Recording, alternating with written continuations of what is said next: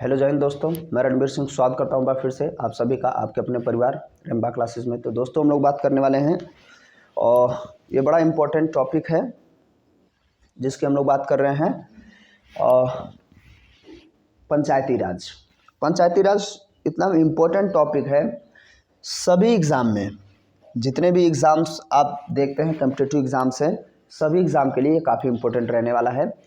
और ये सामान्यतः देखिए, अभी रिसेंटली जितने भी एग्ज़ाम हुए हैं सभी एग्ज़ाम में मैं लगभग सारे शिफ्ट में क्वेश्चंस देखा हूँ कि क्वेश्चंस बन रहे हैं। अभी आरआरबी ने कराया एनटीपीसी का सीबीटी 2, उसमें हर रोज़ क्वेश्चन पंचायती राज से आ रहा था, ग्राम पंचायतें, समझ रहे ना। तो उसको हम लोग बढ़िया से कवर करेंगे। यूपीएससी लगातार पूछती है, जो भी एग्ज़ाम बनते हैं उसमें इस पोर्शन से क्वेश्चंस बनते ही बनते हैं, जिसका नाम है पंचायती राज या ग्रामीण प्रशासन, है ना। ख़त्म करने की बात करें तो ऐसे तो 5 मिनट में 10 मिनट में ख़त्म कर लेंगे, है ना, कि भाई भाग 9 में इसकी चर्चा होती है और 243 में प्रावधान है इसका। फिर अगर हम राज्य के नीति निष्ठा सिद्धांत में अगर हम बात करेंगे तो अनुच्छेद 40 की बात कर लेंगे कि चलो हाँ, उसमें कहा गया है कि रहना चाहिए। फिर समितियों में हम कह देंगे अशोक मेहता समिति ने फाइनली जो है इस पे काम किया था, त्रिस्तरीय, द्विस्तरीय, इतना ज़्यादा डीप फिर आप जाएंगे नहीं, 5 मिनट में क्या पढ़ लेंगे। और ज़्यादा आप पढ़ सकते हैं कि भाई अनुसूची में 11वीं अनुसूची थी पंचायती राज के लिए, है ना, 12वीं अनुसूची नगर पालिका के लिए। तो ये फटाफट पढ़ लेने से बहुत ज़्यादा क्वेश्चंस अब आज के ज़माने में होने वाला नहीं है। आप लोगों को मैं पहले भी कराया था 243 A B C D पूरा O तक ना, आसानी से याद कराया था, फिर कराऊंगा। लेकिन आज जो वीडियो रहेगा या आपका जो क्लास है वो काफ़ी डिटेल्स में रहेगा, ठीक है ना। तो आप लोग भी कमर की पेटी बांध लीजिए और आप लोग भी समझ रहे ना, लंबा सा क्लास रहेगा, एकदम बारीकियों से हम लोग कंप्लीट करेंगे। और जो क्या कर रही हो, पहले बना के लाती हो फिर बिगाड़ती हो, है। तो इसको बेहतरीन तरीके से कवर करेंगे। पंचायती राज मतलब समझ रहे ना, ग्राम पंचायत, नगर पालिका, और ये क्वेश्चन बनता है। तो सबसे ज़्यादा ग्राम पंचायत से क्वेश्चन बनता है और बनेगा सभी एग्जाम में। जो भी अग्निवीर वाले जो बच्चे हैं स्पेशली, वो ये ना समझे कि अच्छा उनके एग्जाम में नहीं आएगा, उनके एग्जाम में भी आएगा, लेकिन वो थोड़ा ऊपर से ही पूछ लेगा कि नीति निष्ठा सिद्धांत में किस आर्टिकल के तहत पंचायती राज के गठन के लिए राज्य को कहा गया है। या ये भी पूछ लेगा किस अनुच्छेद में है, कह देगा उसका गठन किस में किया गया है ना। तो उस तरीके से गठन किस में हो जाएगा, पंचायती राज संस्थाओं का गठन होगा किस में, 243 बी, मतलब मैं रीड करा था ना। ऐसे ही आप लोग भी आसानी से याद कर पाएंगे, परेशान मत होइए। लेकिन डिटेल्स में देखेंगे फिर 243 A B C D E F G H I J K L M N O तक ग्राम पंचायत है, ठीक है। पूरा हम लोग कवर करेंगे अच्छे से, लेकिन अभी हम लोग पूरा डिटेल्स में कवर करने वाले हैं, तो ध्यानपूर्वक देखिए। और बात करते हैं हम लोग ग्रामीण प्रशासन, एकदम हिस्टोरिकल पर्सपेक्ट से लेकर के चलेंगे। तो वीडियो शुरू करते हैं। उससे पहले आप चैनल पर नए हैं तो सब्सक्राइब करके बेल आइकन को प्रेस कर लीजिए और वीडियो को लाइक ज़रूर कर दीजिए, क्योंकि ये काफ़ी बेहतरीन वीडियो होने वाला, थोड़ा लंबा रहेगा, है ना। इसलिए मैं पहले कह रहा हूँ कि लंबा तो रहेगा, इसलिए आप मेंटली प्रिपेयर रहें, ठीक है। तो ग्रामीण प्रशासन की बात करें तो भारत में जो ग्राम तथा ग्रामीण प्रशासन की प्राचीनतम परंपरा रही है शुरुआत से ही, क्योंकि भारत आज भी जो है गाँव का देश ही है, इसलिए क्वेश्चन बनता ही है। और जो प्रशासन की प्रारंभिक क्षेत्रीय इकाइयों का निर्धारण करती रही उस जमाने में। और कहा जा रहा है कि आज जो है भारत की ग्रामीण प्रशासन के विकास को अगर हम देखें तो हम 2 भागों में तोड़ सकते हैं। पहला 1947 के पहले का और दूसरा 1947 के बाद, है ना। तो भारत की आज़ादी से पहले और भारत की आज़ादी के बाद 2 प्रकार से हम 2 भागों में बांट कर देख सकते हैं, ठीक है ना। इसको थोड़ा छोटा कर लूँ क्या, है ना, थोड़ा आप लोगों को दिख रहा होगा, वीडियो में भी दिख रहा होगा। तो अब स्वतंत्रता से पहले की बात करें तो ग्रामीण प्रशासन कैसा रहा, अंग्रेजों ने भी काफ़ी काम किया, तो क्वेश्चन वहाँ से अब डीपेस्ट पूछ रहा है, तो वो ध्यानपूर्वक समझते चलेंगे।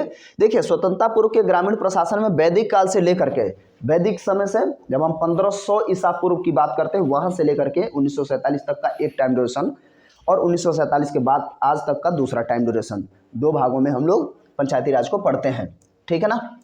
इस समय अवधि में प्राचीन काल तथा मध्यकाल एवं ब्रिटिश काल के जो भी ग्रामीण प्रशासन में काम किया गया है उनको हम लोग देखते हैं। तो उस हिसाब से 3 पार्ट में इसको भी तोड़ेंगे। आज़ादी के पहले वाले को पहला वैदिक, दूसरा मध्य और तीसरा आधुनिक का जो अंग्रेजों के समय का रहा ब्रिटिश काल। तो प्राचीन काल में ग्रामीण प्रशासन कैसा था?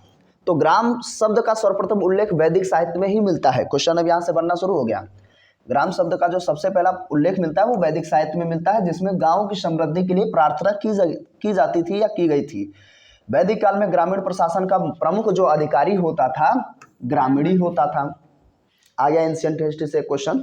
तो गांव का जो सबसे, अब जैसे जिले का जो था वो जन कहलाता था, वो अलग अलग था, लेकिन अभी हम सिर्फ ग्राम पंचायत देख रहे हैं। तो जो गांव का मुखिया होता था उसे हम लोग ग्रामीणी कहते थे। और प्रमुख रत्नियों में से एक था, रत्नी मतलब प्रमुख व्यक्तियों में से, है ना। ग्रामीणी का मुख्य कार्य क्या था? गांव को चोर डाकुओं, राज्य के भ्रष्ट कर्मचारियों से पितृवत रक्षा करना, है ना। और उसे ग्राम सभा की बैठकों को बुलाने तथा गांव के लोगों को अर्थदंड लगाने का भी अधिकार था। उस समय की बात हो रही है, अभी वैदिक टाइम देख रहे हैं हम लोग। आज भी अर्थदंड लगाया जाता है, लेकिन हम लोगों को पता नहीं है ना। इस समय प्रत्येक ग्राम सभा अपना स्वयं का विधान बना सकती थी और उसमें संशोधन भी कर सकती थी। विधान का मतलब अपने हिसाब से नियम कानून। क्या पढ़ रहे हैं हम लोग? वैदिक, है ना। हाँ, ईसा पूर्व में चल रहे हैं हम लोग।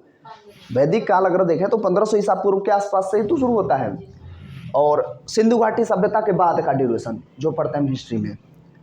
अब हम बात करते हैं, ये इतना से हो गया, यहाँ से क्वेश्चन पूछ लेता है कि क्या कहा जाता था? तो ग्रामीणी कहा जाता था।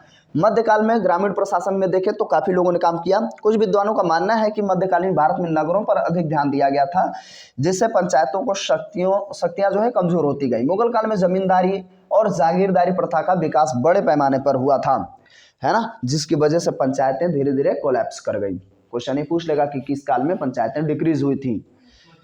हाँ, शिवाजी के काल में ग्रामीण प्रशासन में काफी सुधार हुआ और अष्टप्रधान प्रशासन व्यवस्था प्रशासनिक विकास का एक प्रमुख उदाहरण भी है। उनके यहाँ अष्टप्रधान प्रशासन, अष्टदिग्गज हुआ करते थे। अष्टदिग्गज हालांकि साउथ में रहेंगे, है ना। तो शिवाजी के टाइम पे मध्यकाल में थोड़ा सा सुधार हुआ था, ये ध्यान रखेंगे। इस तरीके से क्वेश्चन अब पूछ रहा है, शब्दावलियों में खेल रहा है ना। अब हम ब्रिटिश के टाइम पे चलते हैं। ज़्यादा कुछ है नहीं तो जल्दी जल्दी हो जाएगा। ब्रिटिश शासनकाल में थोड़ा सा ज़्यादा पढ़ना पड़ेगा। भारत में ब्रिटिश ईस्ट इंडिया कंपनी की शासन की स्थापना के साथ ही प्राचीन ग्रामीण स्वायत्तता का लगभग समापन हो गया था। ध्यान से समझिए, जब ईस्ट इंडिया कंपनी बनी और आमतौर पे 1764 के बक्सर के युद्ध के बाद अंग्रेज लगभग मुख्य भूमिका में आ चुके थे। 1757 का प्लासी का युद्ध, उसमें सिर्फ क्या है, जीते थे और उन्हें अब लगने लगा था कि हाँ अब जीत सकते हैं, अभी भी डाउट में थे। लेकिन 1764 के जो बक्सर का युद्ध था, चूँकि उसमें मुगल भी हार गए थे। तो अब वो हिस्टोरिकल चीज़ें हैं, बहुत ज़्यादा उसमें नहीं जाएंगे, लेकिन मैं बता रहा हूँ कि वहाँ से लगभग ये लोग मुख्य भूमिका में अंग्रेज आ चुके थे, प्रशस्त हो चुका था कि अब वो लोग शासन कर सकते हैं।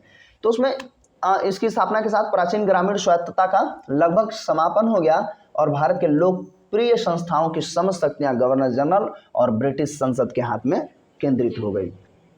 हमें पता है कि 1857 की क्रांति के पहले, यानी कि हम कहें 58 तक, ब्रिटिश क्राउन नहीं शासन किया करता था, संसद शासन नहीं करती थी।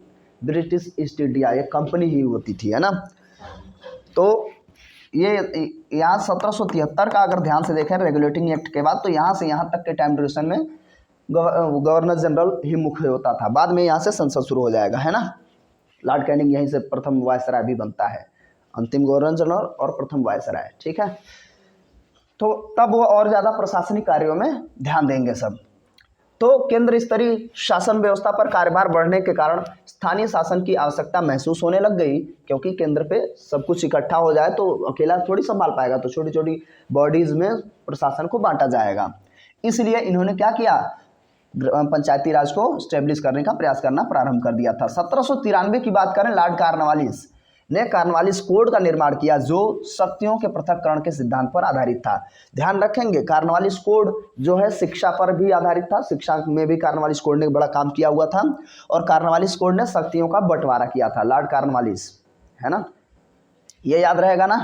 1793 के समय में 1793 में ही स्थायी बंदोबस्त को लागू किया गया था।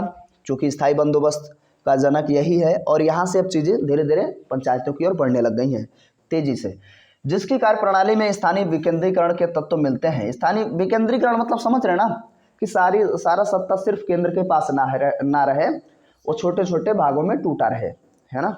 सिर्फ अकेला ही काम नहीं कर पाएगा ना केंद्र से कोई भी। यह कार्य प्रणाली गांव के किसानों से जुड़ी हुई थी, जिसमें समस्याएं भी उजागर हुई थी। तो हम जानते हैं स्थायी बंदोबस्त से पहले फिर हम देखते हैं रैयतवाड़ी, महलवाड़ी, ये सब चीज़ें देखे है ना। तो उसके बाद का ये बढ़िया वाला सिचुएशन था स्थायी बंदोबस्त। तो बस इतना भी अब याद रखिए कि स्थायी बंदोबस्त का जनक कौन है ना। रैयतवाड़ी का तो मुनरो है, और स्थायी बंदोबस्त का कार्नवालिस, है ना, कार्नवालिस कोड। अब हम बात करेंगे रिपन। लॉर्ड रिपन जानते हैं काफ़ी बेहतरीन व्यक्ति था, है ना। 1880 से 84 तक का उसका टाइम ड्यूरेशन था। वर्नाक्युलर प्रेस एक्ट यही हटाया था, और भी बहुत सारे प्रशासनिक कार्य जो है बेहतरीन तरीके से किया, जिसमें से पंचायती राज भी था।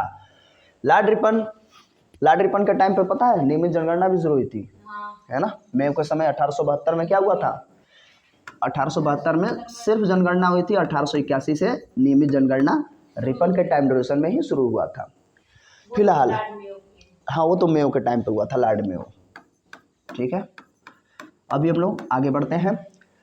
ठीक है, थोड़ा टाइम लगेगा, क्या है, सीखना है ना आपको। स्थानीय स्वशासन की शुरुआत की थी किसने, लॉर्ड रिपन ने। स्थानीय स्वशासन का जन्मदाता भी किसको कहा जाता है, लॉर्ड रिपन को। जो चीज़ें आप यहाँ से देख रहे हैं काफ़ी इंपॉर्टेंट है, क्वेश्चन यहाँ से बन जाएगा, फिर आप कहेंगे पता नहीं हिस्ट्री से आया है तो ये पंचायती राज का ही। तो वहीं इसके कार्यकाल 80 से 84 देखो नीचे दिया भी है, को स्थानीय स्वशासन का जन्म काल भी कहा जाता है। यानी कि वो समय काल जो रिपन का समय काल रहा उसे स्थानीय स्वशासन का जन्म काल भी कहा गया। तो 80 से 84 तक रहा, उससे पहले लिटल रहा था, है ना, जिसने प्रेस पर, हथियारों पर जो था अलग अलग प्रकार का, उसने पाबंदी लगाई हुई थी। छोड़िए, उस पर बात नहीं करेंगे कभी बेहतरीन तरीके से। स्वतंत्रता पश्चात भारत में ग्रामीण प्रशासन की विकास। अब हम बात करते हैं दूसरा टॉपिक। पहले में हम लोग स्वतंत्रता से पहले 3 भागों में वैदिक में ज़्यादा को ध्यान नहीं रखना। क्या ध्यान रखना है कि जो ग्राम होता था उसका जो मुखिया होता था उसे हम ग्रामीणी कहते थे। मध्यकाल में ज़्यादा कुछ नहीं हुआ, लेकिन मुगलों के टाइम पे भी ज़्यादा कुछ हुआ नहीं, लेकिन क्या नाम है, अपने शिवाजी, उनके टाइम ड्यूरेशन में थोड़ा सा काम किया गया, क्योंकि मध्यकाल में सारे जो शासक थे वो केंद्र की ओर ज़्यादा उन्मुख हुए, तो स्थानीय स्वशासन धीरे धीरे डिक्रीज हो गई थी मध्यकाल में। लेकिन अष्टशाप या अष्टप्रधान वाले मामले में क्या हुआ था, शिवाजी के मामले में थोड़ा काम हुआ, और इसमें लॉर्ड कार्नवालिस ने 1793 के टाइम ड्यूरेशन में काम किया, जिसमें स्थायी बंदोबस्त नाम सुने हैं। फिर लॉर्ड रिपन को स्थानीय स्वशासन का जनक भी कहा जाता है, और 80 से 84 के टाइम ड्यूरेशन को जन्मकाल भी कहा गया है। अब हम बात करते हैं स्वतंत्रता पश्चात भारत में ग्रामीण प्रशासन। थोड़ा सा कुछ करिए, थोड़ा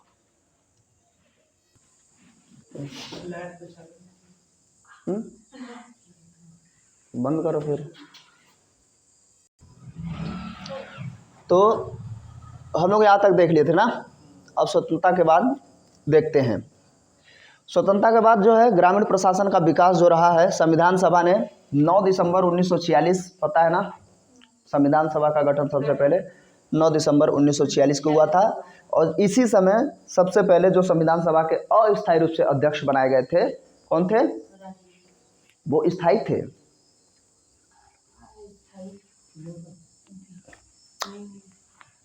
11 दिसंबर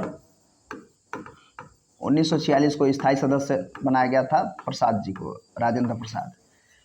तो क्वेश्चन ये है कि 9 दिसंबर 1946 को किसको अस्थायी रूप से सदस्य बनाया गया था संविधान सभा का। यह कमेंट बॉक्स में आप भी लोग कमेंट करेंगे, कम से कम इसी बहाने आप लोग थोड़ा सा एक्टिव रहे, है ना। और बहुत क्वेश्चन पूछा भी जाता है ये, और नहीं तो मैं वैसे मैं बाद में इसको बताऊंगा, पहले आप लोग कमेंट बॉक्स में लास्ट में वीडियो के अंत में मैं बता दूंगा कि कौन थे, है ना। तो सबसे पहले पहली बैठक हुई, उसमें संविधान निर्माण के कार्य इसमें शुरू हुआ। इसमें पंचायतों अर्थात स्थानीय स्वशासन को लेकर कोई स्पष्ट बात ही नहीं हुई थी। बात समझ में आ रही ना। संविधान सभा ने पंचायतों तथा अन्य समस्याओं को ध्यान में रखकर एक संविधान प्रारूप समिति का गठन किया, जिसके अध्यक्ष हम लोग जानते हैं, प्रारूप समिति के अध्यक्ष अंबेडकर साहब हैं। और दूसरा प्रांतीय समिति का गठन किया, जिसके अध्यक्ष वल्लभ भाई पटेल जी को बनाया गया था। पहली वाली में अंबेडकर साहब, दूसरी वाली में पटेल साहब, है ना। संविधान में लंबी बहस हुई, उसके बाद जो है विकेंद्रीकरण पर सहमत बनी और गांधी मॉडल आधारित पंचायती राज व्यवस्था अपनाया गया। ध्यान रखेंगे, हमारे यहाँ जो पंचायती राज व्यवस्था अपनाया गया है वो गांधी मॉडल आधारित है, और इसको इम्प्लीमेंट कराए थे वो थे जवाहरलाल नेहरू। दोनों में क्वेश्चन गड़बड़ हो जाता है। हमारे गांधी मॉडल पर पंचायती राज को व्यवस्थित किया गया है, और करने वाले व्यक्ति थे अम्बेडकर, वो पहले प्रधानमंत्री नेहरू साहब। क्वेश्चन यहाँ से कॉन्फ्लिक्ट करता है, बच्चे गड़बड़ कर जाते हैं, ठीक है, तो ये ध्यान रखेंगे। अम्बेडकर ने ग्राम पंचायतों को सशक्त करने या ग्राम पंचायती व्यवस्था के पक्षधर बिल्कुल नहीं थे। क्वेश्चन ये भी पूछ लिया जाएगा। उस समय उनका मानना था कि गांवों में शिक्षा का अभाव है और वहाँ स्थानीयता, जातिवाद और संकीर्णता विद्यमान होती है, इसलिए वहाँ का प्रशासनिक कार्य सुचारू रूप से नहीं चल पाएगा। उस समय जो वो सोचते थे ठीक ही सोचते थे। सबसे बड़ी बात जातीयता, क्योंकि उस समय जो बड़ी जातियों के लोग होते थे, है ना, उनका अपना वर्चस्व होता था। वही क्या थे, वही जमींदार हुआ करते थे, चाहे स्थायी बंदोबस्त रहा हो या महलवाड़ी रहा हो, उस समय से भी चीज़ें चलती आ रही थी। तो बड़ा जमींदार जागीरदार जो होता था वही मुखिया होता था। तो जिसकी वजह से, हालांकि बाद में आरक्षण वाली बातें शुरू होंगी तो ये चीज़ें धीरे धीरे खत्म होंगी। तो उनका ये मानना था कि भाई गांव में कम से कम अभी ये चीज़ें एक्चुअल में इम्प्लीमेंट नहीं कराया जा सकता है। अम्बेडकर साहब को ऐसा लगता था। फिर पंचायती राज पर सहमति बनने के बाद उसे नीति निर्देशक सिद्धांत में अनुच्छेद 40 में रखा गया, ठीक है। नीति निर्देशक सिद्धांत DPSP जो है वो ये बताता है कि राज्य को क्या करना चाहिए और क्या नहीं करना चाहिए नागरिकों के लिए। समझ रहे ना, किस भाग में है भाग, नीति निर्देशक सिद्धांत किस भाग में है, पूरा समझ ही नहीं पा रहे। हाँ, चार में, क्या 4 में ही है। देखो आसान सा है, 1 से 4 तक भाग 1, इधर भाग लिख रहा हूँ। भाग 1 में हम बात करेंगे भारत राज्यों का केंद्र है। दूसरे में कितने से 11 नागरिकता। तीसरे भाग में 12 से 35 क्या होएगा, मौलिक अधिकार। उसके उपरांत भाग 4 में क्या है, 36 से 51 तक, ये है DPSP, राज्य का नीति निर्देशक सिद्धांत। उसके बाद 4(1) या 4 का क जो भी कह लें, फिर वहाँ जोड़ा जाता है मौलिक कर्तव्य। बात समझ आ रही है सरदार स्वर्ण सिंह की समिति के मामले में। फिलहाल वो बात यहाँ से भाग 4 याद रखेंगे ना। इसी में अनुच्छेद 40 है, जिसमें ये बात कही गई कि पंचायतों का गठन किया जाए, सरकार का ये दायित्व है। ध्यान रखेंगे, ये जो नीति निर्देशक सिद्धांत होता है आमतौर पे ये बताता है कि सरकार को क्या करना है क्या नहीं करना है लोगों के लिए, लोक कल्याणकारी कार्य के लिए। समझ रहे ना। तो अनुच्छेद 40 में कहा गया कि सरकार का ये दायित्व है कि वो पंचायती राज का गठन करे। उसके बाद हम आगे बात करेंगे, कह रहा सभी राज्यों की विधानसभाओं को अधिकार दिया गया कि वे स्थानीय स्वशासन की व्यवस्थाओं के लिए कानून बनाएं, जो अनुच्छेद 246(3) के तहत है। अब ये किस भाग में है, अनुच्छेद 246। अब यहाँ 51 तक था, ठीक है। फिर वहाँ से हम आगे बढ़ेंगे, भाग 3 में कैसे रहेगा पागल बच्चों, 246 है ना। केंद्र खत्म होने के बाद, केंद्र सरकार का जो भी मामला है उसको खत्म होने के बाद फिर राज्य सरकार का मामला शुरू होता है अनुच्छेद 8 में। समझ रहे हैं। तो हालांकि 246(3) में कहा गया, चलो अनुच्छेद गलती से बोल रहा हूँ, अनुच्छेद नहीं है, अनुच्छेद तो 246 है। चलो वो बाद में हम बात करेंगे, फिलहाल इसको अभी यहाँ याद रखो। केंद्र सरकार जो है DPSP के तहत 40 में ये क्वेश्चन पूछता है, और सभी राज्यों को, सभी विधानसभाओं को, विधानसभा जो है राज्यों में होती हैं, उनका दायित्व है 246(3) के तहत कहा गया कि वो भी क्या करें, इसके लिए स्थानीय स्वशासन के लिए काम करें। याद रहेगा, 2 आर्टिकल इंपॉर्टेंट हैं, 40 तो याद रहेगा ही, और 246 का क्लॉज 3 के अंतर्गत राज्य सरकारों के लिए भी कहा गया कि स्थानीय स्वशासन पर काम करें। अब वैदिक काल में ग्रामीण प्रशासन का प्रमुख अधिकारी ग्रामीण था। अच्छा, ये जो है बुलेट पॉइंट है, ठीक है, बुलेट पॉइंट यहाँ से जितना हम लोग पढ़े हैं उसको रिकॉल करने के लिए। मुगल काल में जमींदारी और जागीरदारी प्रथा का विकास, ग्राम पंचायतों का पतन हो गया, हुआ नहीं, ठीक ना। शिवाजी के काल में अष्टप्रधान प्रमुख की वजह से प्रशासनिक व्यवस्था हुई थी ठीक ठाक। अष्टप्रधान में पाटिल जो था, ये क्वेश्चन देखिए, क्वेश्चन अभी वहाँ था नहीं, ये क्वेश्चन पूछ लेता है। जो पाटिल ग्राम प्रधान तथा कुलकर्णी लिपिक हुआ करता था, किसमें, मराठों में, ठीक है। तो पाटिल गांव का लिपिक मतलब जो लेखाकार होता है, क्लर्क, समझ रहे ना। तो ये दोनों मिलकर के पंचायतों को चलाया करते थे, पाटिल और कुलकर्णी, ध्यान रहेगा। उसके बाद 1793 में कार्नवालिस कोड आया था, जानते हैं, जो पंचायती राज से संबंधित था। हालांकि शिक्षा में भी इसका बड़ा योगदान रहा। रिपन को स्थानीय स्वशासन का जनक, 1882 में स्थानीय स्वशासन की इसने शुरुआत की थी और इसे जन्मदाता भी कहा जाता है। देश में स्वतंत्रता पश्चात गांधी मॉडल पर आधारित पंचायती राज व्यवस्था रखी गई है। करने वाले व्यक्ति कौन है? हाँ, डॉक्टर अंबेडकर के अनुसार गांव स्थानीयता, उपेक्षा और जातिवाद तथा संकीर्णता का गढ़ है, इसलिए वहां पे स्थानीय स्वशासन ठीक नहीं है। अनुच्छेद 40 में कहा गया है कि पंचायतों के गठन से संबंधित प्रावधान किया जाए, सरकारें यह करें। ग्राम विकास हेतु सामुदायिक विकास कार्यक्रम की शुरुआत 1952 में की गई थी। ये काफी इंपॉर्टेंट पॉइंट है, इसको थोड़ा ध्यान रखिएगा। ग्राम विकास हेतु सामुदायिक विकास कार्यक्रम की शुरुआत 1952 में कर दी गई थी, सामुदायिक, ठीक है। देश में पहली बार पंचायती राज व्यवस्था की शुरुआत तत्कालीन प्रधानमंत्री नेहरू साहब ने 1959 में राजस्थान में के नागौर से। ये क्वेश्चन पूछता है कि सबसे पहले पंचायती राज व्यवस्था कहाँ से शुरू की गई थी। हालांकि आगे हम लोग उसको पढ़ेंगे तो राजस्थान से शुरू किया था, नागौर से। बहुत सारी चीज़ें अलग अलग राज्यों में, फिर हम आंध्रा को देखते हैं कि उसने इम्प्लीमेंट कराया तो किस तरीके से। तो 1959 में याद रखेंगे, नागौर, राजस्थान। प्रत्येक राज्य में सामुदायिक विकास कार्यक्रम के लिए एक विकास आयुक्त की नियुक्ति की गई है और सामुदायिक विकास कार्यक्रम के क्रियान्वयन हेतु जिला, फिर खंड और ग्राम स्तर पर क्रमशः परिषद, पंचायत समिति और ग्राम पंचायत जिम्मेदार होता है। समझ रहे हैं? सामुदायिक विकास में देखिए, सबसे पहले अगर हम ऊपर चले तो देखिए, सबसे पहले ग्राम स्तर पे होता है, फिर हम कहते हैं किस विकास खंड में है ना, जिसे हम ब्लॉक कहते हैं, ब्लॉक। उसके बाद फिर डिस्ट्रिक्ट होता है। तो देखिए, ग्राम पंचायत में वो ग्राम स्तर पर रहेगा, ग्राम पंचायतें प्रधान वगैरह सदस्य होते हैं। पंचायत समिति जो है खंड के अनुसार रहेंगे, खंड मतलब किस ब्लॉक से आप बिलोंग करते हैं। उसके उपरांत परिषद, जो परिषद होता है वो जिला स्तर पे काम करता है, जिला परिषद, ठीक है। देश में पहली बार पंचायती राज व्यवस्था की शुरुआत 1959 में हुई थी। ये रैपिड फायर में आ रहा है तो पता है, नेहरू साहब ने नागौर में। और वर्तमान में लगभग सभी राज्यों में बलवंत राय मेहता की सिफारिशों के तहत 3 स्तरीय पंचायती राज व्यवस्था लागू है। अभी हम लोग सबको पढ़ेंगे, चाहे वो थुंगन हो, कितने भी लोग रहेंगे सबको पढ़ेंगे, लेकिन बलवंत राय मेहता आमतौर पे, अशोक मेहता, बलवंत राय मेहता, ये सबकी समितियां रही हैं। हालांकि हमारे यहाँ लागू है त्रिस्तरीय, तो बलवंत राय मेहता की ही है। कब किसने कब शुरू किया ये सब आगे हम लोग देखेंगे। स्थानीय स्वशासन के बारे में बात करें तो स्थानीय स्वशासन क्या मतलब क्या है? लोकल जो गवर्नेंस होती है वो है ना, ग्राम प्रधान या ग्राम पंचायतें तो इसी आधार पर है ना, वो सब उसी गांव का व्यक्ति होता है, वो जानता है हर समस्याओं को। इसलिए इसका तात्पर्य है स्थानीय लोगों की भागीदारी द्वारा सुचारू रूप से स्थानीय स्वशासन की व्यवस्था करना। स्थानीय निकाय की बात करें तो स्थानीय स्वशासन की संस्थाएं हैं जो किसी क्षेत्र या गांव, कस्बों या शहरों जैसे छोटे समुदायों का प्रशासन देखती हैं, स्थानीय निकाय, ठीक है।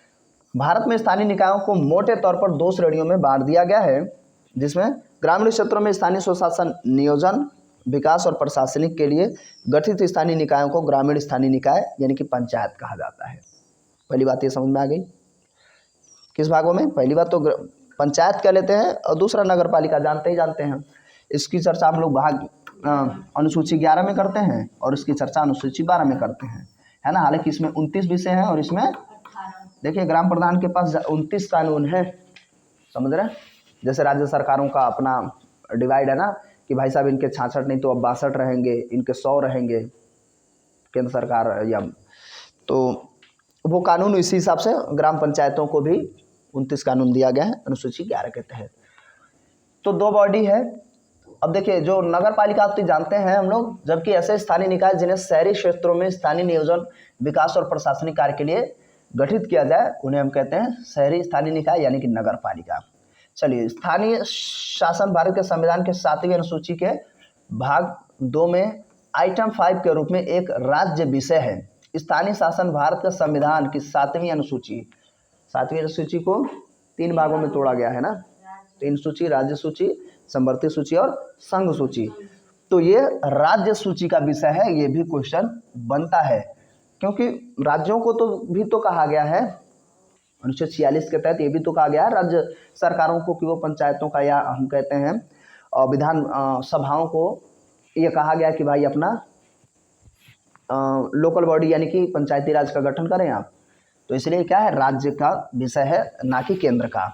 अब हम बात करते हैं संविधान सभा अनुच्छेद 243 जी क्या है, स्थानीय निकायों की सत्ता के विचलन के लिए मूल सिद्धांत को बताती है। अब ये जो 243 ABCD जितना ओ तक है वो सब हम लोग ट्रिक से कंप्लीट कर लेंगे, आसानी से रिलेट करते हुए हो जाएगा, इतना परेशान होने की जरूरत नहीं है।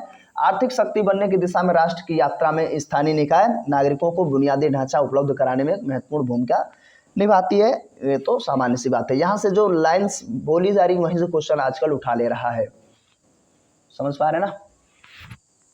अरे ये दोबारा रिपीट हो रहा है क्या? नहीं, देख लेते फिर से। जनक लाडली फंड 80-84, इन्होंने 82 में एक प्रस्ताव पारित किया जिसमें कुछ प्रावधान किए गए। जो 1882 का जो प्रस्ताव था स्थानीय स्वशासन का लाडली फंड का, वो देख रहे हैं हम लोग।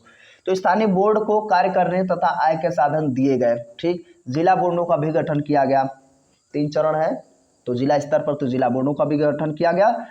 सरकारी हस्तक्षेप की अनुमति कार्यों की समीक्षा करने तक ही सीमित कर दिया गया, सिर्फ आप समीक्षा कर सकते हैं, बहुत ज़्यादा आप उथल पुथल कर नहीं सकते हैं ना सरकारी बाद में भारत शासन अधिनियम 1919 के द्वारा स्थानीय स्वशासन को एक हस्तांतरित विषय बना दिया गया और इन संस्थाओं को अपने विकास करने की अनुमति दे दी गई। भारत शासन अधिनियम 1935, पता है ना 1935, भारत शासन अधिनियम 1935 को ही संविधान की जननी कही जाती है भारत की।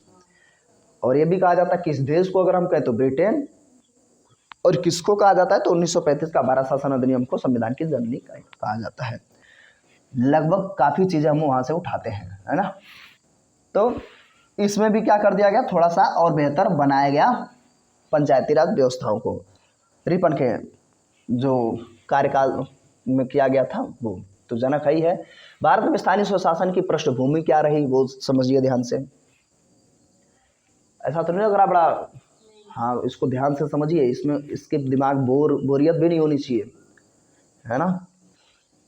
एक एक जो लाइन है ना वो लगेगा कि अरे ये इंपॉर्टेंट नहीं, लेकिन आज के ज़माने में वो जो शब्दावलियाँ हैं वहाँ से क्वेश्चन उठाने लगा है। ऐसे तो बस 4-5 लाइन लिख देंगे कि इस अनुच्छेद में है ना, इसने कराया था, ये जनक थे, बस हो गया ऐसे तो। लेकिन अब वहाँ से भी नहीं पूछ रहा, पूछेगा कि बताओ कहाँ कितना छूट है, कितना क्या चीज़ें हैं, कब किया गया था, किस तरीके से। तो गांधी जी ग्राम स्वराज के पक्षधर बिल्कुल थे, जानते ही हम लोग, गांधी जी का अपना बड़ा योगदान रहा इसमें। अतः संविधान सभा ने राज्य के नीति निषेध तत्वों के तहत अनुच्छेद 40 में ग्राम पंचायतों का प्रावधान करके राज्यों को उनके गठन करने की शक्ति भी प्रदान कर दी कि भाई राज्य अपना काम करेंगे। संविधान के प्रथम प्रारूप में पंचायती राज व्यवस्था का कोई उल्लेख नहीं किया गया था, जो 9 तारीख को हुआ था 1946 में, और गांधी जी के दबाव के कारण इसे 1940 में फिर शामिल कर लिया गया जब स्थायी बैठक हुई थी संविधान सभा की। कमेंट में बताइएगा जरूर कौन अस्थायी अध्यक्ष थे। हाँ तब बढ़िया है, इसका मतलब लास्ट सच्चिदानंद सिन्हा जी थे, 9 दिसंबर 1946 को अस्थायी 2 दिन बने थे। फिर राजेंद्र प्रसाद जी आते हैं जो भारत के पहले राष्ट्रपति बने, वो स्थायी रूप से अध्यक्ष रहे संविधान सभा के।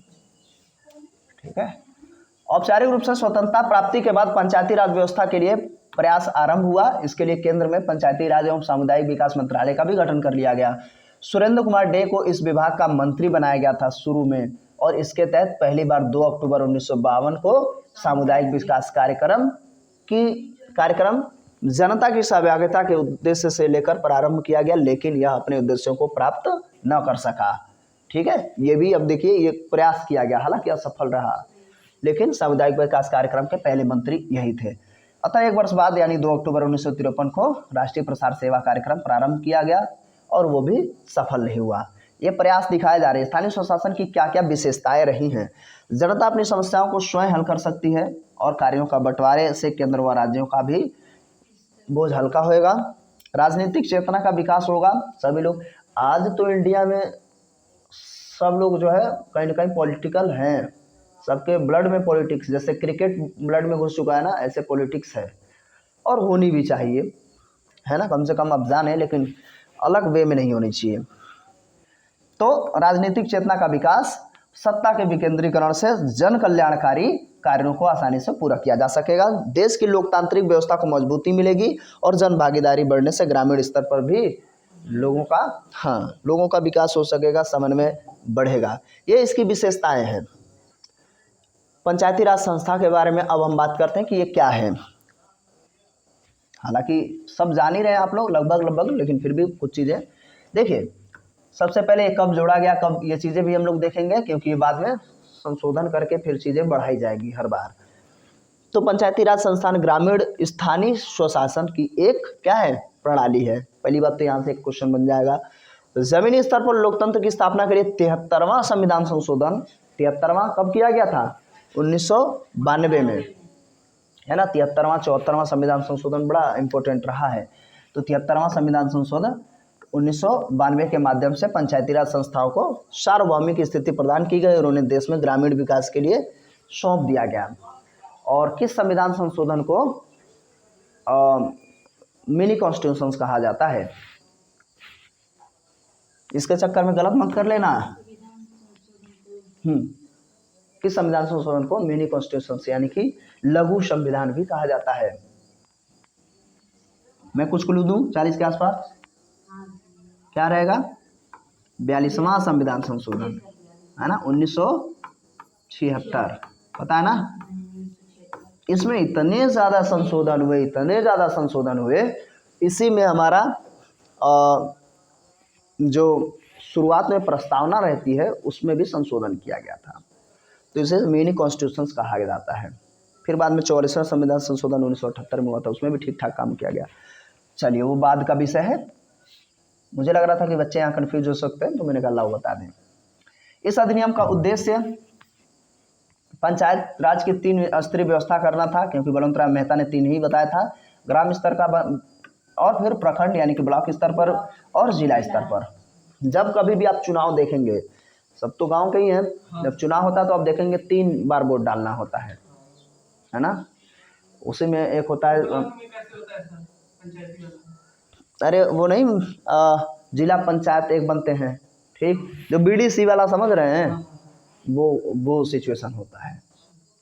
तो इस तरीके से, हालांकि और ये सब जो सदस्य बनते हैं, सब इसी में होते हैं। देखिए, सदस्य मतलब हर जगह होते हैं। सदस्य का मतलब समझ रहे ना, जैसे आप अपने परिवार के एक सदस्य हैं, ठीक है, आपसे मिल करके एक परिवार बना है। ऐसे ही चाहे प्रधान जी हो, ग्राम प्रधान हो, उसके भी सदस्य होते हैं। चाहे ब्लॉक प्रमुख हो, उसके भी अपने सदस्य होते हैं, बीडीसी सब जो होते हैं। और फिर जिला पंचायत का भी चुनाव होता है। जो इसके सदस्य होते हैं और ये जो सदस्य होते हैं ग्राम पंचायत। हाँ। तो सदस्य का मतलब ये नहीं कि अच्छा मेंबर मतलब सिर्फ एक ही चीज़ के होते हैं। मेंबर हर जगह, पार्लियामेंट में भी मेंबर ही होते हैं ना, सदस्य ही तो होते हैं। लोकसभा का सदस्य कहते हैं, राज्यसभा का सदस्य कहते हैं, समझ रहे हैं। तो ठीक है, ये छोटी छोटी चीज़ें हैं, जब तक नहीं पूछेंगे जानेंगे कैसे, है ना। जब तक सीखेंगे नहीं तब तक कैसे पता रहेगा। तो देखिए, 3 चुनाव होता है गाँव में, आप जानते ही हैं। एक तो जिला पंचायती वाला मामला रहता है, आप जानते हैं हमारे यहाँ 2 बार चुनाव हो गया था, फिर से वही जीता, पता है ना। उसके बाद ये ब्लॉक प्रमुख का चुनाव होता है, जिसमें बीडीसी का चुनाव हम देखते हैं। और ये होता है ग्राम स्तर के चुनाव ग्राम प्रधान के लिए, समझ गए। तो इस तरीके से बनता है 3 स्तर। कहा जा रहा है भाई, वर्तमान में हमारे देश में 2.5 लाख पंचायतें हैं, 2.5 या 2.51 लाख पूरा, है ना। आप ये कह सकते हैं 2.5 लाख अभी भी पंचायतें हैं, याद रखने के लिए। और कितनी 2.39 लाख ग्राम पंचायतें हैं, जिसमें से ये डेटा आप ध्यान से याद ही रख लो, ये क्वेश्चन अब पूछा जा रहा है। ये 2,51,000 टोटल पंचायतें हैं, 2,51,000 टोटल पंचायतें हैं, 2,39,000 सिर्फ ग्राम पंचायतें हैं। बचे हुए भाग में 6,904 ब्लॉक पंचायतें और थोड़ा सा यानी कि 589 जिला पंचायतें शामिल है पूरे भारत में। हाँ तो ये 2 लाख होगा, ये 51,000 हो जाएगा, ठीक है ना। 2.5 लाख या मोटा मोटी 2.51 लाख, जैसा भी आप करना चाहो। 2,51,000 कुल पंचायतें हैं, जिसमें से 2,39,000 ग्राम पंचायतें हैं, 6,904 ब्लॉक और उसके बाद मात्र 589 जिला पंचायतें हैं। याद रहेगा ना, याद कर लीजिए ध्यानपूर्वक। हाँ, ये तो 24 अप्रैल 1992 को इसका पूरे देश में हम बात करें तो पंचायती राज की स्थापना कर दी गई थी। पंचायती राज संबंधी विभिन्न समितियां, अब हम बात करते हैं जो हमारे सबसे देखिए पहले नकार दिया जाता है भाई साहब को, फिर बाद में इन्हीं को अपनाया जाता है। तो सबसे पहली समिति बलवंत राय मेहता समिति 1957। क्वेश्चन ये पूछ लेता है कि क्रम बताइए कि कौन सी समिति किसके बाद कौन सी, किसके बाद कौन सी आई थी। अब क्वेश्चन इस प्रकार से बन रहा है, मात्र ये नहीं कि किसको अपना लिया गया। तो बलवंत राय मेहता ने अब क्या क्या इन्होंने कहा, बिंदुवार हम समझेंगे। सबसे पहले 1957 ये ध्यान रखेंगे। अपने जो प्रधानमंत्री साहब है उन्होंने कहा कि भाई देखो पंचायती राज को लागू करना है और क्या क्या काम हो सकता है उस पर चर्चा करें। तो सामुदायिक विकास कार्यक्रम वर्ष 1952 तथा राष्ट्रीय प्रसार सेवा कार्यक्रम 1953 की असफलता, 2 सफलता हुई थी ना। उसके बाद इसकी जांच करने के लिए 1957 में मेहता साहब को, बलवंत राय मेहता जी की अध्यक्षता में एक समिति का गठन किया, जिसने रिपोर्ट उसी साल अपना सरकार को सौंप दिया। ये ध्यान रखिए, राष्ट्रीय प्रसार सेवा और राष्ट्रीय सामुदायिक विकास कार्यक्रम, इन दोनों को देखिए, सामुदायिक और राष्ट्रीय प्रसार सेवा दोनों का असफल, दोनों की 52 और 53 में असफलता रही, जिसको देखने के लिए, जांचने के लिए प्रधानमंत्री ने कहा कि अब इसका गठन किया जाए। और उसी साल 1957 में उन्होंने रिपोर्ट भी सौंप दिया बलवंत राय मेहता जी ने। इस समिति ने जनतांत्रिक विकेंद्रीकरण की सिफारिश की थी कि सत्ता विकेंद्रीकरण होना चाहिए, जिसे पंचायती राज कहा गया। और रिपोर्ट के अनुसार क्या क्या बातें रही, ये ध्यान से समझेंगे। पहली बात, त्रिस्तरीय पंचायती राज प्रणाली की स्थापना की जाएगी, जिसमें पहला ग्राम पंचायत जो आज का हमारे पास, फिर पंचायत समिति और जिला पंचायत। पंचायत समिति को ही ब्लॉक स्तर की बात करते हैं, है ना। तीनों एक दूसरे से अप्रत्यक्ष रूप से चुने जाएंगे, है ना, और एक दूसरे से अप्रत्यक्ष रूप से जुड़े रहेंगे। अब हम बात करेंगे आगे।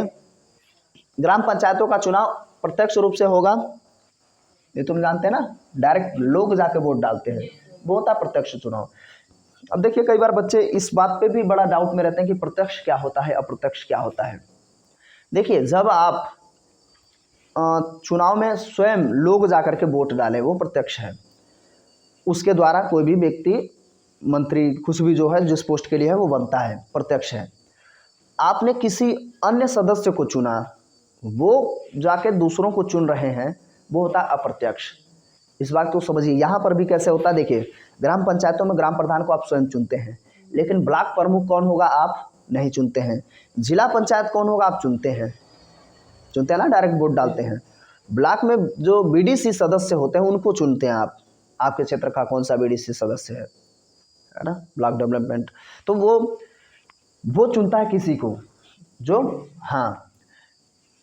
तो इसमें इस प्रकार से चीज़ें चलती हैं। ऐसे ही लोकसभा में, लोकसभा के जैसे हम कहते हैं सांसद लोगों को आप चुनते हैं, विधायक लोगों को आप चुनते हैं, लेकिन वो लोग जो राज्यसभा में बैठे हैं या विधान परिषद में बैठे हैं उनको आप नहीं चुनते हैं, है ना।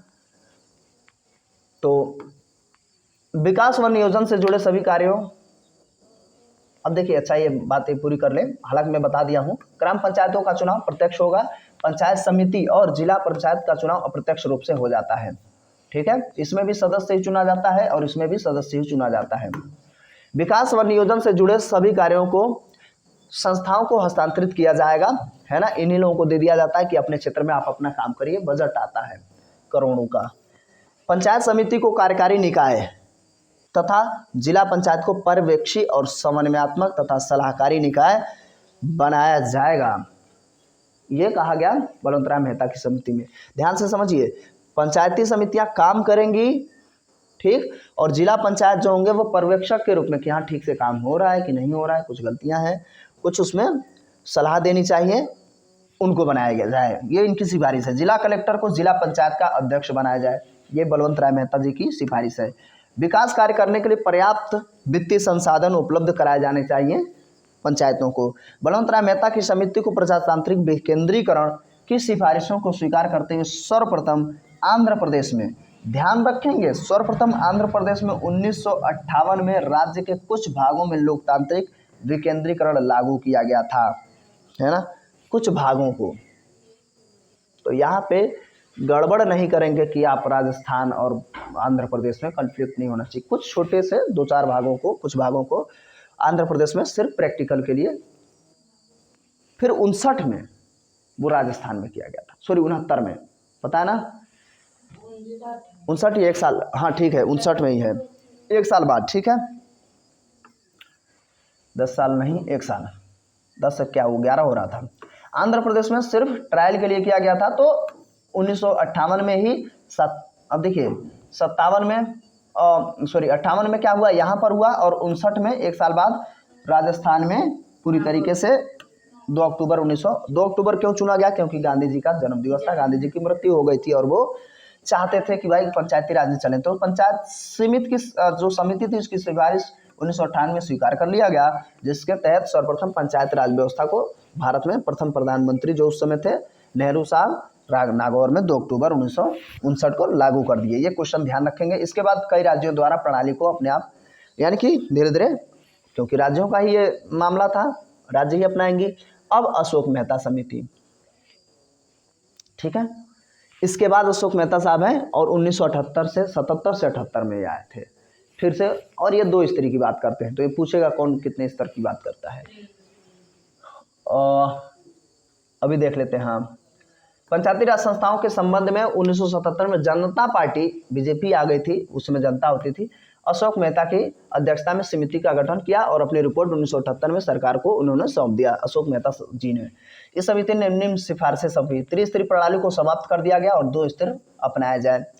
तो बाद में फिर इनकी भी बात को खंडन कर दिया जाएगा, बलवंत राय मेहता जी की ही बात चलेगी, लेकिन इन्होंने कहा नहीं नहीं ऐसा है कि 2 स्तर ही रखा जाए, तीसरे खत्म कर दी जाए। और कहा गया 15,000 से 20,000 की जनसंख्या पर मंडल पंचायत का गठन किया जाए तथा ग्राम पंचायत समाप्त कर दिया जाए। तो ये ग्राम पंचायत के मामले में समाप्त करने के पक्षधर थे। तो इसको बस देखना है, जो ज़्यादा ध्यान रखना है, पूरा बलवंत राय मेहता पूरा याद रखना है। जिले को विकेंद्रीकरण का प्रथम स्तर माना जाए, जो ठीक नहीं था, इसलिए बाद में अपनाया भी नहीं गया। और चुनाव राजनीतिक दल के आधार पर होना चाहिए। जिला स्तर के नियोजन के लिए जिले को ही जवाबदेही बनाया जाए। जिला परिषद इसका कार्यकारी निकाय होगा। पंचायतों को कर लगाने की शक्ति प्राप्त होगी, जिससे वित्तीय संस्थाओं को जुटाया जाएगा। जिला स्तर की एजेंसी में पंचायतों के लोगों की संपरीक्षा होनी चाहिए, है ना, देखते रहना चाहिए। न्याय पंचायतों को पंचायतों से अलग रखा जाएगा, न्याय पंचायतों को पंचायतों से अलग रखा जाएगा, जिससे जिसका प्रमुख न्यायाधीश हुआ करेगा। राज्य जो है पंचायतों का अतिक्रमण न करे, अगर करे तो 6 माह के अंदर चुनाव करा लिया जाए। बस ये ज़्यादा ध्यान ये रखना कि ये कितने स्तर की बात करते थे मेहता साहब। 77-78 में आया था, ये डेट याद रखना है, कितने स्तर की बात करते थे। इन्होंने सीधा कहा ग्राम पंचायत ही खत्म कर दिया जाए। अनुसूचित जाति और अनुसूचित जनजाति के लिए, एससी और एसटी के लिए जनसंख्या के आधार पर सीटों के आरक्षण की बात की गई। देश की राजनीति अस्थिरता के कारण अशोक मेहता समिति की सिफारिश को लागू नहीं किया गया। राजनीतिक में जानते हैं बीजेपी उस समय आए थे, कुछ समय तक शासन चला, फिर उसके बाद मामला बिगड़ गया, चूँकि वो बड़ी मुश्किल से क्या करते हुए, गठबंधन करते हुए सरकार बनी थी। अब जीवी के राव समिति 85 से 86, ठीक है। योजना आयोग ने जीवीके राव की अध्यक्षता में 1985 में ग्रामीण विकास और गरीबी उन्मूलन कार्यक्रम के लिए प्रशासनिक प्रबंधन विषय पर एक समिति का गठन किया। और ये ध्यान रखेंगे कि इन्होंने शब्दावली क्या कही, देखिए पहले से हाईलाइट हो रखा है, बहुत बेहतरीन बात इन्होंने कहा।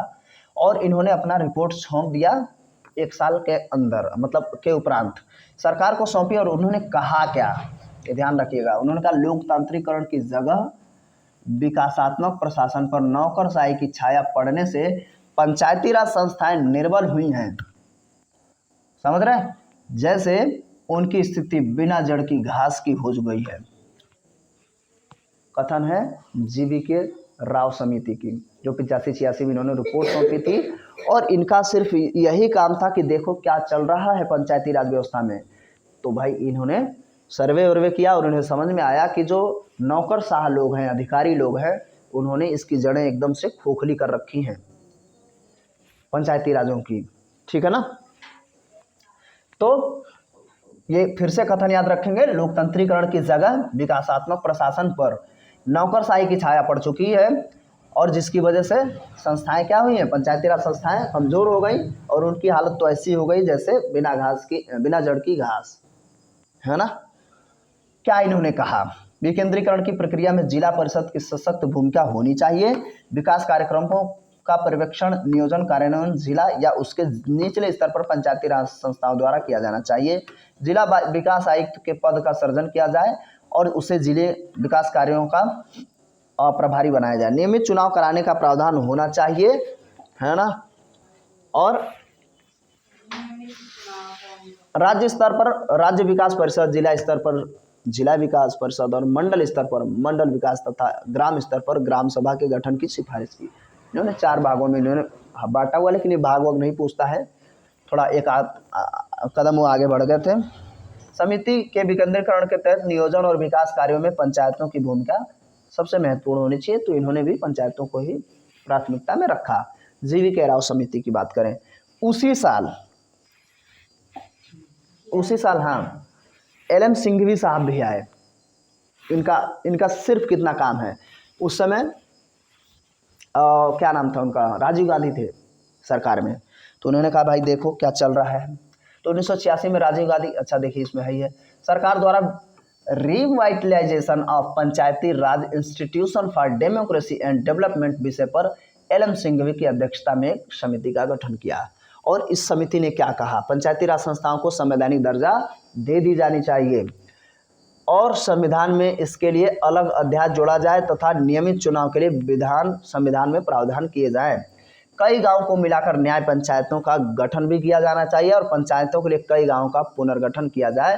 पंचायतों को वित्तीय संसाधन उपलब्ध कराए जाने चाहिए।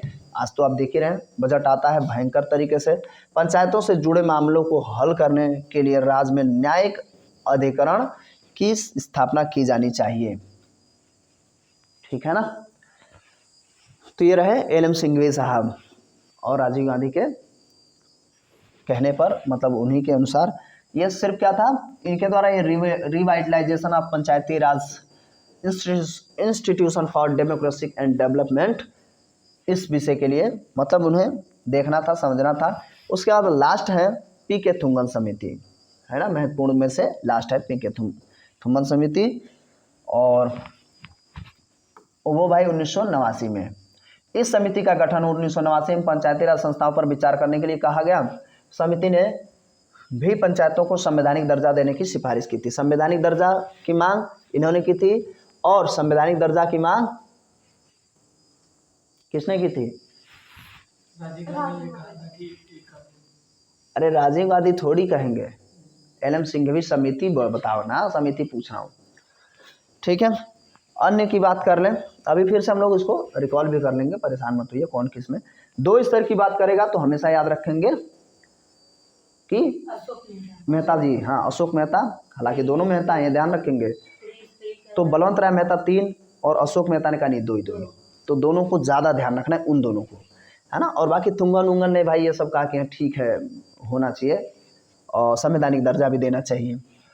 अगर हम बात करें अध्ययन दल समिति और अन्य लोगों की, अगर हम बात करें तो उसमें बहुत ज़्यादा नहीं पूछता है, लेकिन देख लो VK राव समिति 1960 में पंचायती आंकड़ों के युक्तिकरण पर समिति बनाई गई थी।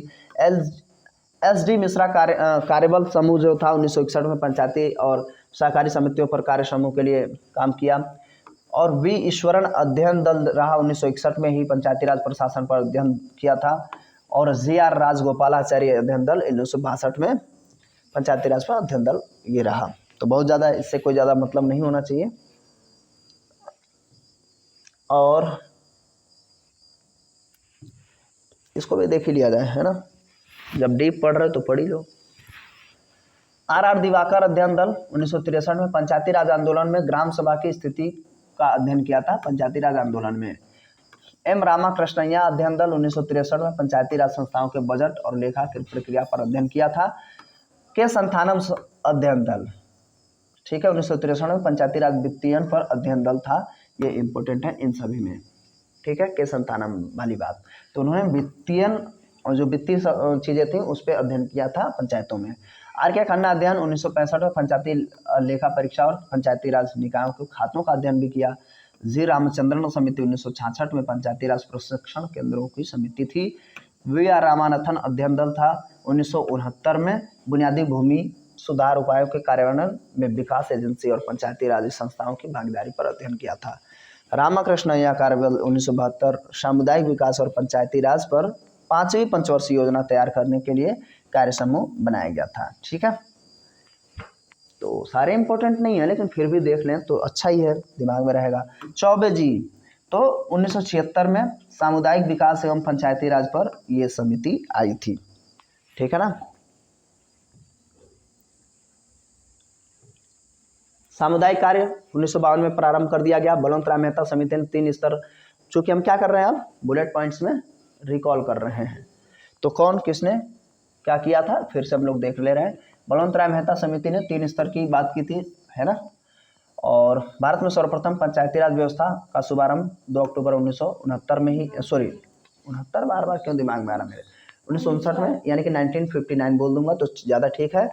वहाँ से नागौर से शुरू किया गया था। हालांकि 1958 में कुछ चीज़ें जो है आंध्र प्रदेश में कुछ भाग अप्लाई किया गया था। अशोक मेहता समिति ने पंचायती राज को 2 भागों में करने की बात की थी। एल एम सिंघवी ने पंचायती राज संस्थाओं को कहा कि संवैधानिक दर्जा दिया जाना चाहिए, ठीक है। अब हम बात करेंगे इसकी संवैधानिक विकास। अच्छा, इसको इतना ही रखते हैं, फिर इसका अगला पार्ट आप लोगों का तो चलता ही रहेगा, वीडियो में 2-3 पार्ट कर लेते हैं, ठीक है। तो इस वीडियो में अभी इतना ही रखते हैं, फिर संवैधानिक हम विकास पे चर्चा करेंगे, है ना। और उसके बाद ये चलता रहेगा, 2 से 3 कर लेते हैं, नहीं तो बहुत ज़्यादा बड़ा हो जाएगा तो आप भी जो है परेशान हो जाएंगे, लेकिन काफ़ी इंपॉर्टेंट है, ध्यान से देखेंगे। इसके बाद मैं आपको ट्रिक से पूरा 243A से लेकर के O तक का सभी याद कराऊंगा, किस तरीके से कौन सा, ऐसे उसके अंदर से क्वेश्चन पूछ ले रहा है कि बताइए 243C में क्या है, या पूछ लेगा कि जो पंचायती राज्यों की संरचना है वो किस में है, तो हम कहेंगे 243C, है ना। अगर हम बात कर लें जो उसमें आरक्षण की बात की गई है पंचायती राज व्यवस्थाओं में 33 अनुच्छेद के तहत, तो उसमें दे देगा 243A, 243B, C, D ऐसे करके ना। तो 243D में आरक्षण की बात की गई है। क्यों, कैसे, अब देखिए इधर बच्चों को याद है आसानी से, क्योंकि एक बार पहले मैं करा चुका हूँ। उसको जो है लिंक करना होता है, आसानी से याद हो जाता है। मैं आपको भी याद करा दूंगा, तो चैनल के साथ बने रहिए। सब्सक्राइब अभी भी नहीं किए तो कर लीजिए, बेल आइकन को प्रेस कर लेंगे जिससे आपको नोटिफिकेशन मिल सकेगा। इसके 2 से 3 और पार्ट आएंगे, छोटे छोटे थोड़ा करने, नहीं तो बहुत ज़्यादा बड़ा हो जाएगा, तो भी आप आधा वीडियो देखेंगे, आधा छोड़ ही देंगे तो क्या ही फायदा। और जो ट्रिक वाला रहेगा उसको स्पेशली मैं एक अलग पार्ट में कर दूंगा, ठीक है, आसानी से आप याद कर पाएंगे। तो इस वीडियो में बस इतना ही, कैसा लगा कमेंट करके जरूर बताइएगा, और मिलते हैं वीडियो में, तब तक के लिए नमस्कार, जय हिंद, जय भारत।